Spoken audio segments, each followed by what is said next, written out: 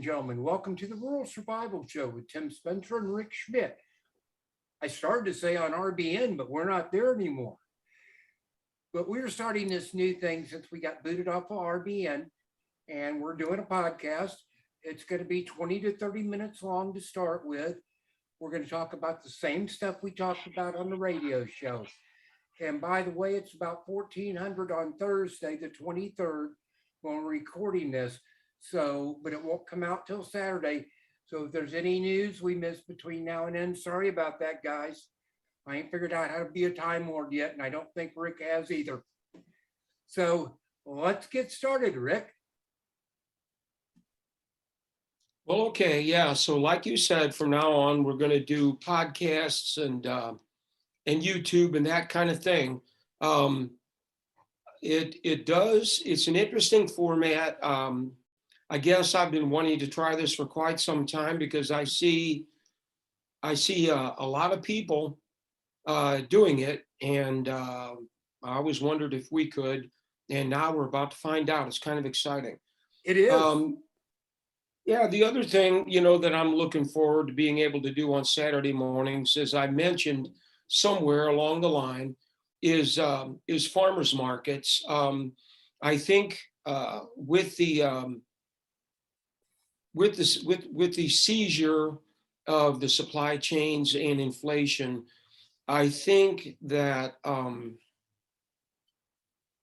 I think it's going to wind up being not just a necessity, but a reality that you're going to wind up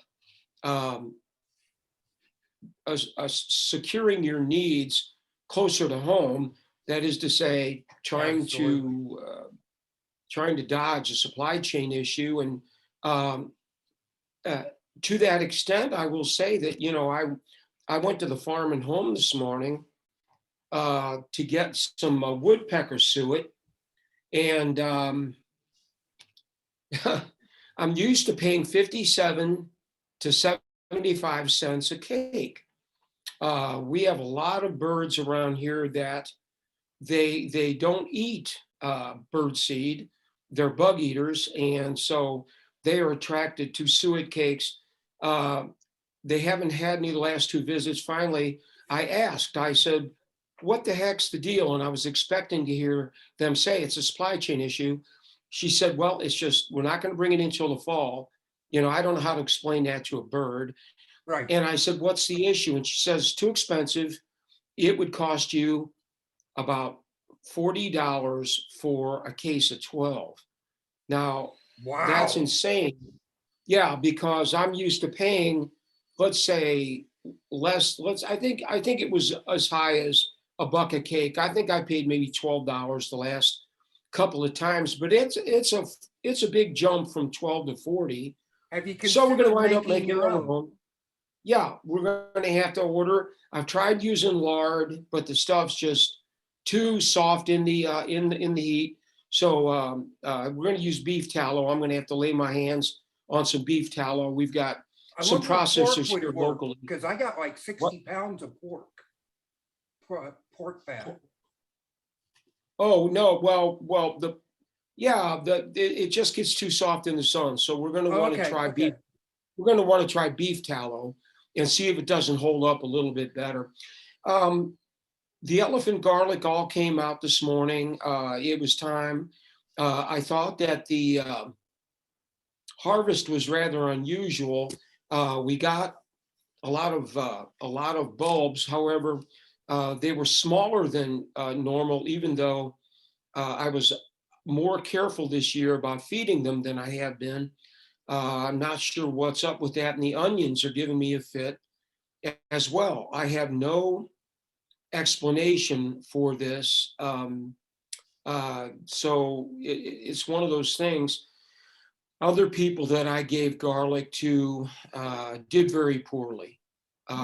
So I doubt it was the seed. The garlic cloves that I gave them and that I planted looked amazing. They looked like they always do. So that can't be it. So the heat is way up. We haven't seen any rain in about 2 weeks. Really? Going forward in the next 10 days, there is a possibility of rain a couple times, but the chances are fairly low. So I'm I'm a little, uh, I think we're going to have to keep using city water for the time being, which is getting ridiculous. Yes. So that's an issue. Um, so in the news lately, we have seen the market basically sawtoothing down. Yes. It's going down and down and down. Inflation is going up and up and up. Um, the Commodities the are White doing House some has strange got a things. brand new. Say again. Commodities are really doing some strange things as far as the daily gains and losses. You know, we're seeing, up to 10% on oil in a day.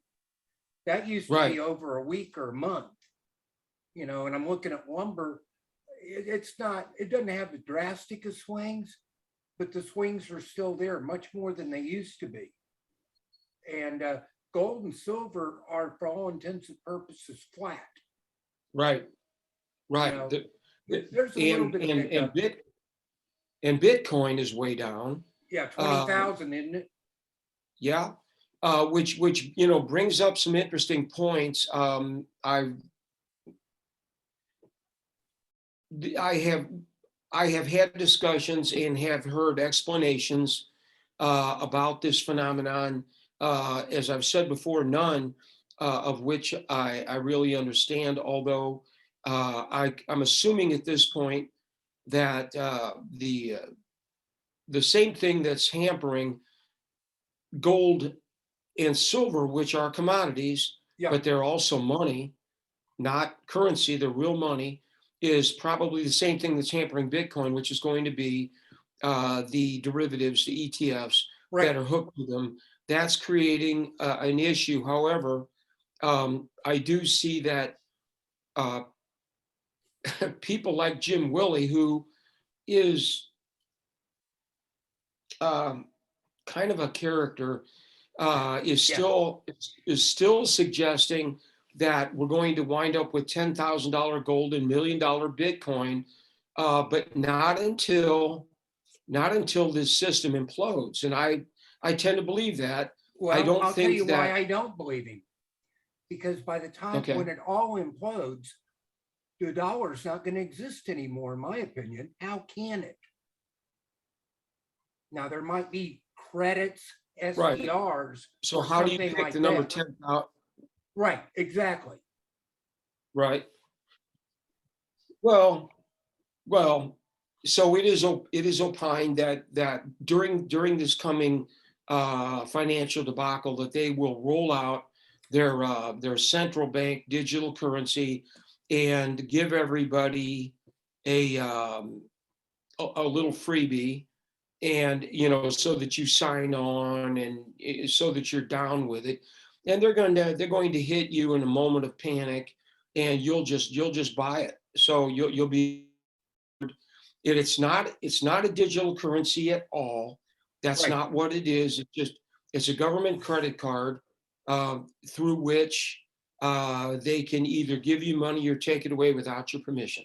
So it has right. nothing to do with Bitcoin or anything else. And they're So, rolling that out right now, from what I understand, Rick, in the form of a government gasoline rebate card. oh yeah, They ought to be doing it for diesel, but I don't know if they are or not.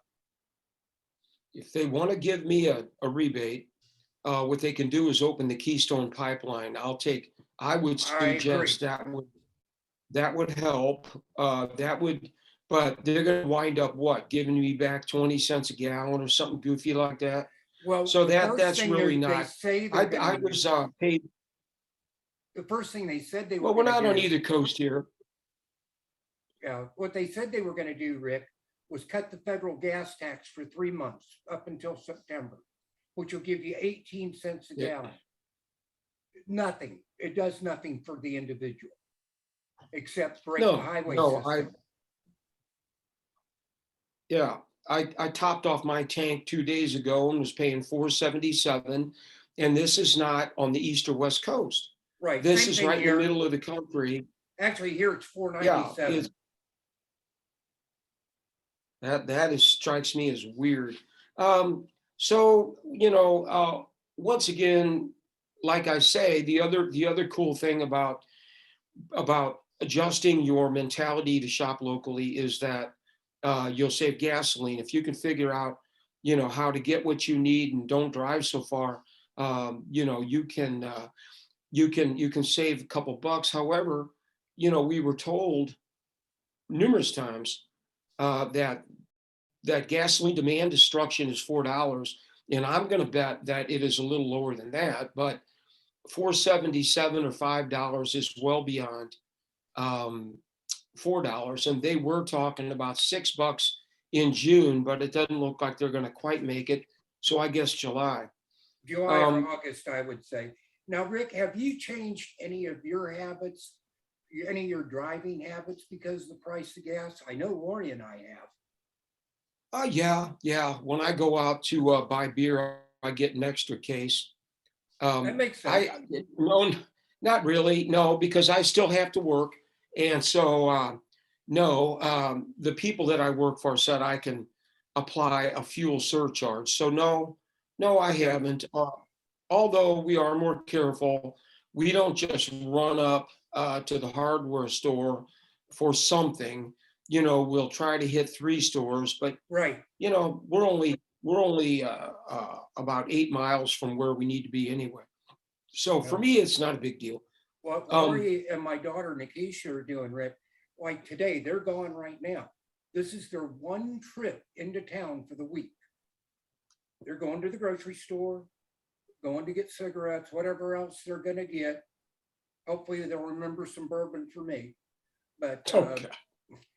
but anyway, no, they're doing the one trip a week into town. And they're also filling up with gas every time they go to town. Yeah. That's another thing. That was why I was topping off my tank, is because I don't want I don't want to get caught somewhere. So uh, so so and also doing a farmer's market, gives me the opportunity to talk with the local people about the Right. things that I have learned um, about gardening, uh, not just for my own curiosity, but because I've been doing the show, and it's a good thing to share. With respect to that, we have had uh, deer problems ongoing. Um, I was watching a video yesterday, and suddenly something occurred to me. They have these tripwire warning devices so that people can't Right. sneak up on you while you're sleeping, right? Okay. So one of them just uses a blank shotgun shell. Right. And it occurred to me, we have the deer creeping up into the yard at night to eat what I'm supposed to be eating, and it has been an issue. If I put a few of those around, I believe I can put that to a stop real quick. Well, the thing So is, that the deer will get used to it after, a certain amount of time. I don't know what that time is. um, I know here you can shoot within 10 feet of a deer and they'll just stand there and look at you. They don't even run. well, all that being said, I'll try it in the short run, and who knows, maybe I'll catch a thief in the meantime. Yeah. Well, what about that New York gun law now Supreme that Court got ditched struck it down today. Yeah. 6-3? That law was 100 years old. The suit brought by 2 people who supposedly could not uh, could not come up with a just cause for carrying a weapon. Well, that's not a law. You're No. not supposed to supply. You're not supposed to supply the state with a reason to exercise your Second Amendment right. Correct. And finally, somebody took the time to take it to court, and of course, it was unconstitutional from the beginning. And so now, I would imagine all the lefties are all in a rage, and Well, Biden is. Biden came out with a very strong statement condemning the Supreme Court. Now, you and I both know that's wrong for the executive to slam our own constitutional process under Article 3. He is just flat wrong to do that. Well, I watched a quick video about abortion rights, and it was between Tucker Carlson and Victor Davis Hanson. Victor Davis Hanson is one of my favorites. He's a college professor and a fellow somewhere, I forget, but the man is absolutely brilliant. And Einstein said that if you can't explain it to a 6-year-old, you don't understand it yourself. Right. When Victor Davis Hanson explains something, he has a way with words. And what he did mention is that you remember when Schumer came up and threatened the Supreme Court and said, yes, you have reaped the whirlwind and you will pay the price. It is a felony. It's a felony to threaten a Supreme Court or justice. And now we have Biden doing it again. But the point of his conversation is that these people continue to commit these felonies and nothing is ever done. Right. And that's the message they're sending, is they're above the law. Exactly. I guarantee if I do it, I'll be in cuffs in an hour. But that's another situation. Well, the Justice Department is being used as a political tool of the left. We all know it. Yeah. We can all see it. Durham brought out in court that Hillary personally approved this disinformation campaign against Trump, which was defrauding the American people. Look at all the billions spent on these investigations and all. But, she pulled that off. But you don't see her doing the perp walk in an orange jumpsuit or, anything. You didn't even see her being called to testify. Well, I think the one thing that I would have never expected any of them to do a perp walk for anything. But the one thing that irritates me is they all know what's going on. And every time it happens, the left giggles, and the people on the right just say, well, what do you expect? Right. So with respect to, and I know I'm jumping around, but my notes are like that. With respect to the opinion that that gold would hit 10,000, that would put silver in the $600 range or something around there, and then Bitcoin. What they're suggesting here is that as this whole system collapses and then it reboots, you got $1 million Bitcoin. What is going to be happening, and is probably happening right this minute, is that people with money are loading up on Bitcoin because there's only 21 million of them. And I'm not going to get into that. But what I would say is I have some very bright kids who believe that you can buy a stock from a company who produces something of value, like let's say Ralston Purina's pet food, or Emerson Electric, who does a lot of defense products and things. There are Caterpillar tractor, maybe. There are old standards out there, but if we have a 75% dividend too, which they is do. What you really want, right? But if we have a 75 or 90% collapse of the market, which is what a lot of people are suggesting, then yes, I'd be all for buying those things, but not right this minute. Right. I'd probably wait till later this year and see how that transpires. Well, I remember in 2008, Rick, an acquaintance of mine, I won't really call him a friend, but an acquaintance of mine when we were at it was either Democrat or Republican committee meeting. I switch back and forth, depending on what's going on. But this is 2008, and he bought, I think, 3,000 shares of Ford when it was down just below or just at $2 a share. Drove by the house he built. I didn't know it went that low. I thought it hit. Yeah, it did. I think it was 201. I remember it hitting 4. Yeah, well, he bought it, I think. Well, that was.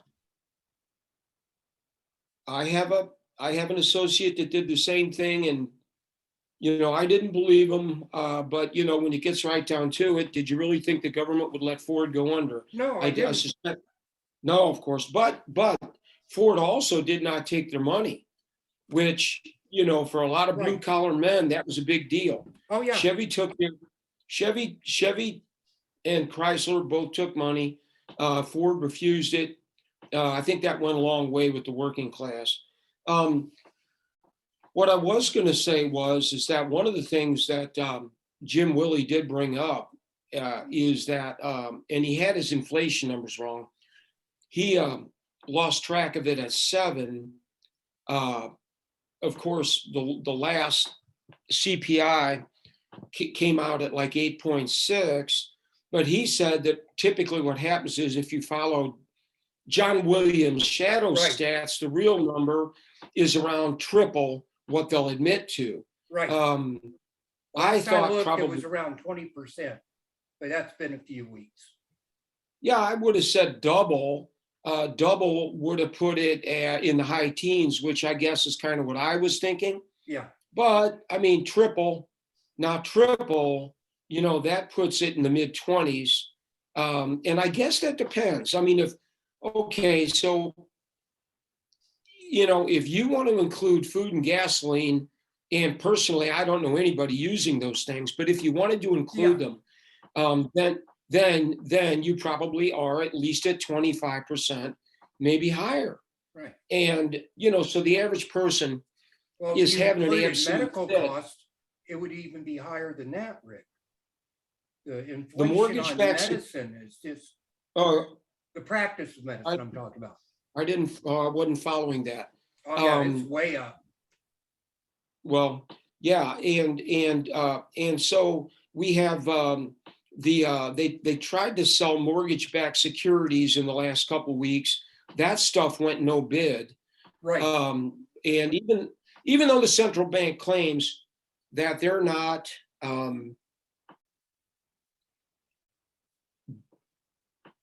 plunge protecting, they claim that they're reducing their balance sheet and they're no longer buying up the market. I'm convinced in watching everything that they're lying. I believe so too. I believe they're heavily involved in manipulation of everything, including the yield curve. However, having said that, we have the 10-year way up over 3. Yeah, as I think I said the last show. I think this morning. I could be wrong. Yeah, I saw 3.14, so that was several days ago, but that sounds good. But the straw that broke the camel's back was supposed to be 3. So we'll see. We've got the government, the White House, saying that this inflation, it's not a recession. We're not in a recession. It's a moment of transition. So don't worry about the pain. We're transitioning from a point where we had a middle class to a point where we don't. Right, so that's the what moment. they want. Remember, they want Davos, you'll own nothing and like it. I watched that video, by the way. There's about 10 things they said like that. I don't know part of their crap. Sure, a 2-caste system, the ultra poor and them. Yeah. And the way things are going, they'll probably get that way. So I would suggest also one more thing with respect to gardening. And I know I'm jumping around, but that's the way that's why going to a party with me is so exciting. You never know where we're going with it. I've got tomatoes that are in 25-gallon buckets. They're big, big Right. buckets. They looked a little peaked, even though I've been giving them mid-lighter food, but the mid-lighter food I'm using on the tomatoes is light on nitrogen. Light on nitrogen. So I didn't think the foliage looked quite as lush as I would have liked to have seen it, but I didn't want to add nitrogen because I'm getting tons and tons of flowers, and I didn't want to affect that. Right. So I did an experiment, and it was hilarious. I don't know if you folks remember the discussion we had on micronutrients, but what iron does is iron or ironite allows plants to assemble chlorophyll. Right. It assists in photosynthesis. And what iron does is it creates these little cells that see different parts of the light spectrum. If your plant is short on iron, it may only be seeing some slim part of the light spectrum. Right. And if that's the case, it's going to appear to be chlorosed, meaning the leaves are going to appear yellowish, or not yellowish, but let's say lighter green than you would like. Right. So I didn't want to add nitrogen. So I thought, well, what if it is a minor iron deficiency and that's all it is? So somebody gave me a container of ironite. It was a simple situation. So I gave them a pretty good dose of ironite, and within about 48 hours, the problem was almost all gone. And so what it obviously did was it opened the plant's eyes to see more of the light spectrum, Right. to assemble more chlorophyll, to make the plant greener. And I was able to get that effect without adding nitrogen and reducing my flower production, because, as you know, no flowers, no tomatoes. So Right. you don't want to go there. So another interesting lesson learned. Absolutely. Ironite's cheap. It's one of the cheaper things that you can buy. And so you might want to just, in addition to stocking or putting aside some fertilizers, you might want to lay your hands on some liquid iron. It would probably be well worth your time. Right. Just so you know, Rick, we're at about the 30-minute mark. Just giving you Yeah, a reference. Yes, no, I have essentially run through what I had for today. Okay. Well, folks, I think we're going to wrap it up here. Hope you'll join us same time, same channel, same platform. We are going to try to get on Brighteon this week too, but that might take some time. Right now, we can't afford to pay for anything other than what I'm already paying for, which is Rumble. So we'll be on Rumble and YouTube for sure next week also.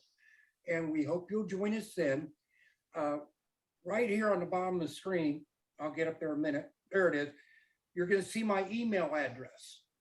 If you have any questions or comments, you can send them to that email address, and we'll do our best to answer them. Now, we're not going to be able to answer everything. But anyway, folks, that's it for us for today. Rick, I thank you. Great show as usual, just not as long. Thank you. All right, folks. Hope you have a good one. Bye-bye.